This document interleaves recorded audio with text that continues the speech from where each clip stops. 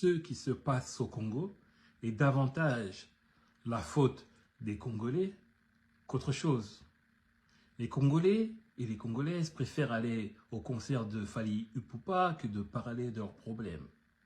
Les Congolais et les Congolaises préfèrent aller ou être plutôt dans la sapologie que de parler de leurs problèmes. Ils préfèrent prier un Dieu, on ne sait quel Dieu, à longueur de journée, que de se battre pour leurs problèmes. Voilà les propos qu'on ne cesse d'entendre, ici et là. Des inepties, des insultes à ces milliers, à ces millions de morts, des enfants, des femmes, des hommes. On parle de la dignité humaine. Tout ça parce que leur pays regorge d'innombrables ressources minières, qui est la convoitise de superpuissances, avec la complicité, comme toujours, de valets locaux, en l'occurrence, là, régionaux. Et d'ailleurs, à ce sujet-là, je vous invite à lire un des spécialistes, ou le spécialiste en tout cas de la question, Charles Onana, Holocauste au Congo, où il démontre en long et en large toute la manipulation, toutes les actions qui ont été construites, c'est-à-dire qui ont été réfléchies en amont pour déstabiliser le Congo. Ce n'est pas une question d'être congolais pour s'intéresser au Congo ou pourquoi les Congolais ne parlent pas assez de leurs problèmes. Ça, ce n'est pas, non seulement ce n'est pas un débat et ce n'est pas vrai. Factuellement, ce n'est pas vrai. Ce qui est factuel, c'est que le Congo a été victime d'une agression.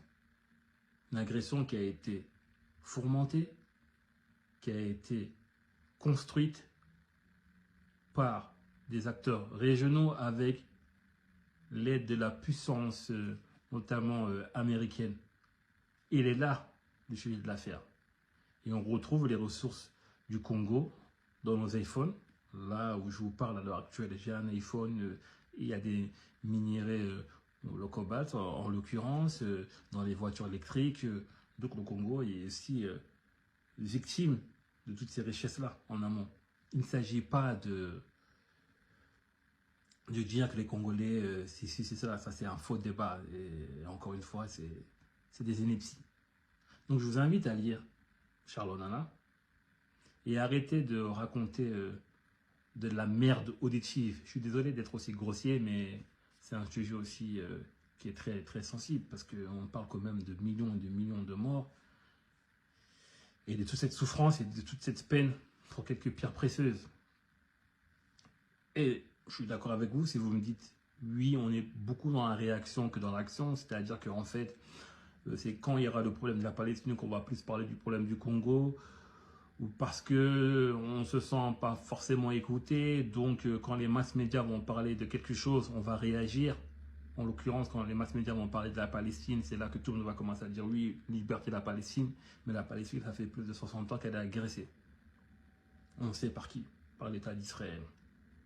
Le Congo, ça fait au moins une trentaine d'années, si ce voire plus, pareil, agressé. Maintenant, c'est ne pas être dans l'émotion, c'est-à-dire ne pas être dans la réaction de l'information, car on se sera forcément amené par nos émotions. Il faut prendre du recul et aussi avoir une stratégie, c'est plus facile qu'à dire qu'à faire, je suis d'accord avec vous. Mais c'est sûr que ce sont des phénomènes qu'on ne pourra pas arrêter du jour au lendemain.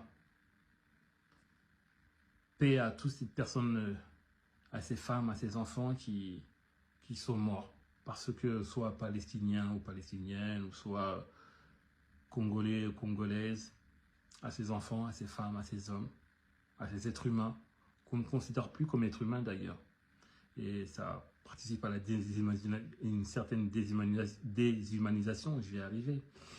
C'est qu'on veut retirer notre dignité. Aujourd'hui, on ne peut même plus prendre position. C'est qu'on prend position, on est taxé d'ici ou là.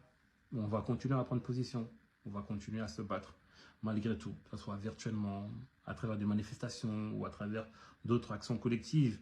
Aujourd'hui, il faudra réfléchir à comment arrêter tout ce massacre-là. Ça a trop duré.